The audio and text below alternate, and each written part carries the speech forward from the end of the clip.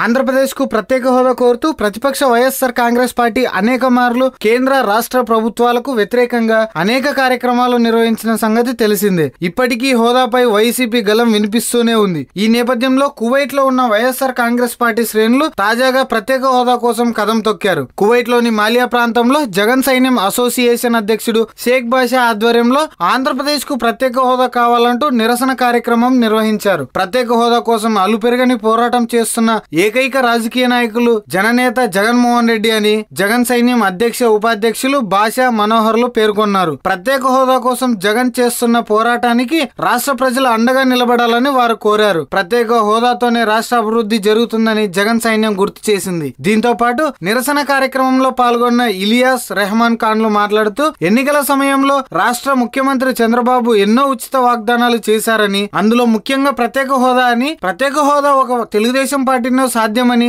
డంబికాలు పలికిన చంద్రబాబు ఓటుకు నోటు కేసులో అడ్డంగా దొరికిపోయి తన స్వార్థ రాజకీయాల కోసం రాష్ట్ర అభివృద్ధిని, రాష్ట్ర ప్రజల ప్రయోజనాలను తుంగలో తొక్కారని ఎద్దేవా చేశారు. ఈ కార్యక్రమంలో ముఖ్య అతిథులుగా Vaikapa Gulf convener Ilias BH, Kuwait Vaikapa governing council సభ్యుడు P Rahman Khan, Sevadal vice incharge K Nagasubbareddy, minority సభ్యులు మహబూబ్ బాషా, జగన్ సైన్యం కువైట్ అధ్యక్ష ఉపాధ్యక్షులు షేక్ బాషా పల్లా మనోహర్, కార్యదర్శి కిషోర్, సలహాదారుడు షేక్ చోటు, సోషల్ మీడియా ఇన్ఛార్జ్ రియాజ్, సహాయ కార్యదర్శి ఏ మహేంద్ర, మహిళా అధ్యక్ష ఉపాధ్యక్షులు పొన్న స్వప్న, మేరీ, రాజేశ్వరి తదితరులు పాల్గొన్నారు.